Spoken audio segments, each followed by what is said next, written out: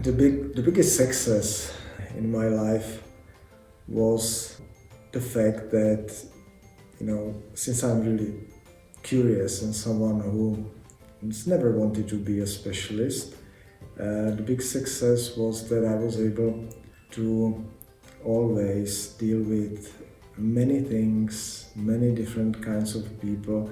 I've never got stuck in one vertical.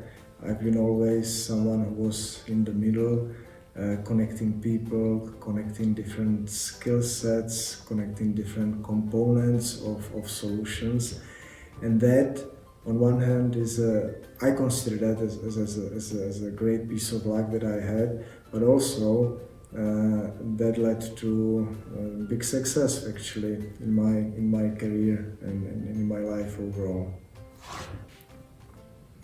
How not to get stuck in terms of skills and capabilities, that's always something that is connected first with the curiosity, and if you like it, because simply some people do not like it, and I do. I'm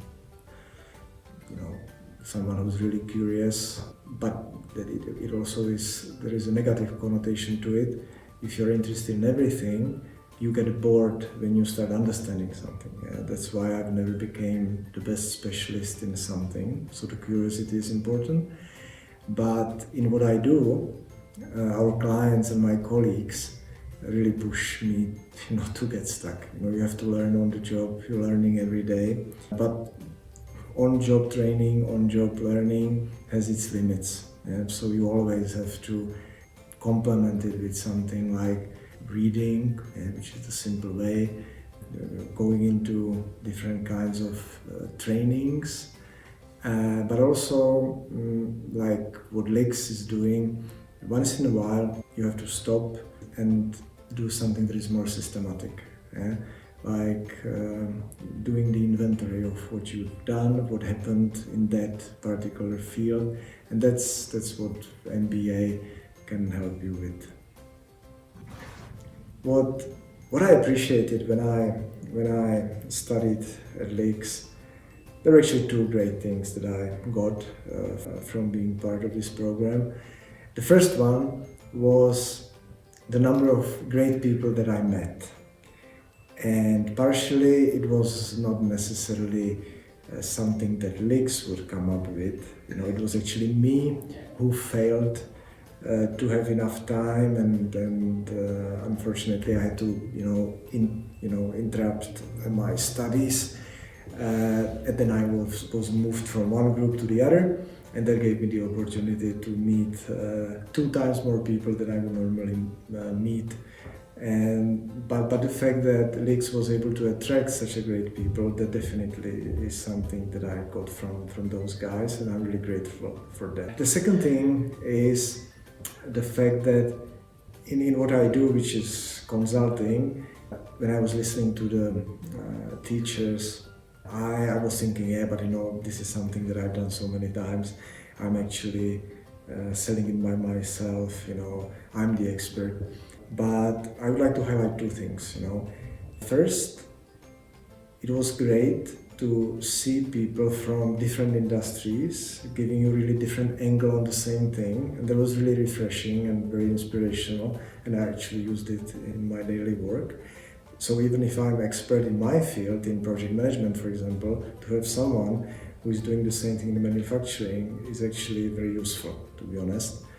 And second thing is that once in a while you simply have to stop and take the time and look at the things from a different perspective.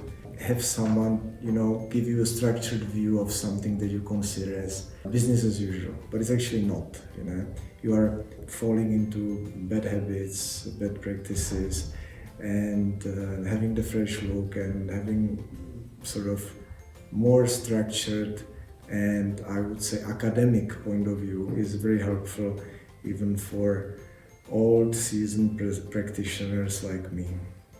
Startups, I mentor several startups, and we work with startups in our firm.